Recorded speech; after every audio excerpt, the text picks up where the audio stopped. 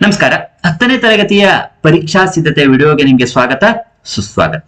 Mission 40+ ನ 10ನೇ ವಾರಕ್ಕೆ ಸಂಬಂಧಿಸಿದಂತೆ ಪ್ರಮುಖವಾಗಿರುವಂತಹ ಪ್ರಶ್ನೆಗಳನ್ನ ಇಲ್ಲಿ ಉತ್ತರಿಸಿಕೊಂಡು ಬರೋಣ. ವಿಷಯ ಸಮಾಜ ವಿಜ್ಞಾನ ವಿಷಯ ಆಗಿರುವಂತದ್ದು.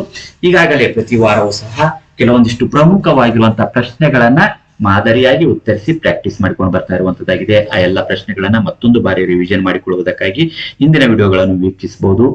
ಮತ್ತೆ ಇತರ ಒಂದು ಪರೀಕ್ಷಾ ಸಿದ್ಧತೆಗೆ ಸಂಬಂಧಿಸಿದಂತೆ ಇಲಾಖೆಯಿಂದ ಬಿಡುಗಡೆ ಮಾಡಿರುವಂತಹ ಮಾದರಿ ಪ್ರಶ್ನೆ ಪತ್ರಿಕೆಗಳನ್ನು ಉತ್ತರಿಸಿರುವಂತಹ ವಿಡಿಯೋಗಳನ್ನು ವೀಕ್ಷಿಸುವುದಕ್ಕಾಗಿ ಸಹ ಡಿಸ್ಕ್ರಿಪ್ಷನ್ ಬಾಕ್ಸ್ ನಲ್ಲಿ ಲಿಂಕ್ ಇರ್ತದೆ, ವೀಕ್ಷಣೆ ಮಾಡಿಕೊಳ್ಳಬಹುದು. ಈ ಒಂದು 10ನೇ ವಾರಕ್ಕೆ ಸಂಬಂಧಿಸಿದಂತೆ ಪ್ರಮುಖವಾಗಿರುವಂತಹ ಪ್ರಶ್ನೆಗಳನ್ನ ಇಲ್ಲಿ ಉತ್ತರಿಸಿಕೊಂಡು ಬರೋಣ.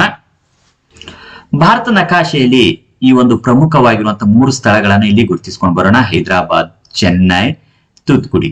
ಈ ಒಂದು 3 ಸ್ಥಳಗಳು ಇಲ್ಲಿರುವಂತದನ್ನ ನೀವು ಗಮನಿಸಬಹುದು. ಈ ರೀತಿಯಾಗಿ ಗುರುತಿಸಿಕೊಳ್ಬೇಕಾಗಿರುವಂತದ್ದು. ಭಾರತ ನಕಾಶೆಯನ್ನು ಕೊಟ್ಟು ಯಾವುದಾದ್ರೂ 5 ಸ್ಥಳಗಳನ್ನು ಗುರುತಿಸಿ ಅಂತ ಹೇಳಿ ಕೇಳುವಂತದ್ದಾಗಿರ್ತದೆ. ಪ್ರತಿಯೊಂದು ಸ್ಥಳಕ್ಕೂ ಸಹ ಒಂದೊಂದು ಅಂಕದಂತೆ ಒಟ್ಟು 5 ಅಂಕಗಳು ಇರುವಂತದ್ದಾಗಿರ್ತದೆ. ಈಗ ಹಲವಾರು ಸ್ಥಳಗಳನ್ನ ಗುರುತಿಸ್ತಾ ಪ್ರಾಕ್ಟೀಸ್ ಮಾಡ್ಕೊಂಡು ಬರ್ತಾ ಇರುವಂತದ್ದಾಗಿದೆ. ಎಲ್ಲ ಪ್ರಮುಖ ಸ್ಥಳಗಳನ್ನ ಗುರುತಿಸಿ ಪ್ರಾಕ್ಟೀಸ್ ಮಾಡಿಕೊಳ್ಳಿ. ಪರೀಕ್ಷೆಯಲ್ಲಿ ಬಂದಾಗ ಯಾವ ಸ್ಥಳಗಳು ಬರುತ್ತವೋ ಅವುಗಳು ಗುರುತಿಸುವುದಕ್ಕೆ ಅನುಕೂಲ ಆಗುವಂತದ್ದಾಗಿರ್ತದೆ. ಇನ್ನು 1 ಅಂಕಕ್ಕೆ ಸಂಬಂಧಿಸಿದಂತೆ ಪ್ರಶ್ನೆಯನ್ನು ಗಮನಿಸಿದಾಗ, ಭಾರತ ನೈಜ ಅಭಿವೃದ್ಧಿ ಎಂದರೆ ಅದು ಗ್ರಾಮಗಳ ಅಭಿವೃದ್ಧಿ ಎಂದು ಹೇಳಿದವರು ಮಹಾತ್ಮ ಗಾಂಧೀಜಿಯವರು. ಇದನ್ನು ಗಮನಿಸಿ. ನೈಜ ಅಭಿವೃದ್ಧಿ ಎಂದರೆ ಗ್ರಾಮಗಳ ಅಭಿವೃದ್ಧಿ ಅಂತ ಹೇಳಿದವರು ಮಹಾತ್ಮ ಗಾಂಧೀಜಿಯವರು. ಇನ್ನು 2ನೇ ಪ್ರಶ್ನೆ, ಸಂವಿಧಾನದ 73ನೇ ತಿದ್ದುಪಡಿಯಂತೆ 1993ರಲ್ಲಿ ಪಂಚಾಯತ್ ರಾಜ್ ವ್ಯವಸ್ಥೆ ಜಾರಿಗೆ ಬಂದಿತು. 73ನೇ ತಿದ್ದುಪಡಿ ಪ್ರಕಾರ ಜಾರಿಗೆ ಬಂದಿರುವಂತದ್ದು ಆಗಿದೆ. 3ನೇ ಪ್ರಶ್ನೆ, ಹಳ್ಳಿಯ ಆಡಳಿತಾಧಿಕಾರ ಹಾಗೂ ಅಭಿವೃದ್ಧಿಯ ಜವಾಬ್ದಾರಿ ಹಳ್ಳಿಗರಿಗೆ ವಹಿಸಿಕೊಡುವುದೇ ಅಧಿಕಾರ ವಿಕೇಂದ್ರೀಕರಣ ಆಗಿರುವಂಥದ್ದು. ಗ್ರಾಮ ಸ್ವರಾಜ್ಯ ಕಲ್ಪನೆ ನೀಡಿದವರು ಮಹಾತ್ಮ ಗಾಂಧೀಜಿಯವರು. ಇನ್ನು 3 ಹಂತದ ಪಂಚಾಯತ್ ರಾಜ್ ವ್ಯವಸ್ಥೆ ಯಾವುದು ಅಂತ ಹೇಳಿದಾಗ, ಗ್ರಾಮದಲ್ಲಿ ಗ್ರಾಮ ಪಂಚಾಯತಿ, ತಾಲೂಕು ಹಂತದಲ್ಲಿ ತಾಲೂಕು ಪಂಚಾಯತಿ, ಜಿಲ್ಲಾ ಹಂತದಲ್ಲಿ ಜಿಲ್ಲಾ ಪಂಚಾಯತಿ. ಗ್ರಾಮ ಪಂಚಾಯತಿ, ತಾಲೂಕು ಪಂಚಾಯತಿ ಮತ್ತು ಜಿಲ್ಲಾ ಪಂಚಾಯತಿಗಳು 3 ಹಂತದ ಪಂಚಾಯತ್ ರಾಜ್ ವ್ಯವಸ್ಥೆ ಆಗಿರುವಂತದ್ದು. ಇನ್ನು 2 ಅಂಕಕ್ಕೆ ಸಂಬಂಧಿಸಿದಂತೆ ಪ್ರಶ್ನೆಯನ್ನು ನೋಡೋಣ. ಸರ್ವಕಾಲಿಕ ಮತ್ತು ಪ್ರವಾಹ ಕಾಲುವೆಗಳ ನಡುವಿನ ವ್ಯತ್ಯಾಸಗಳು ಕೇಳಿರುವಂತದ್ದಾಗಿದೆ.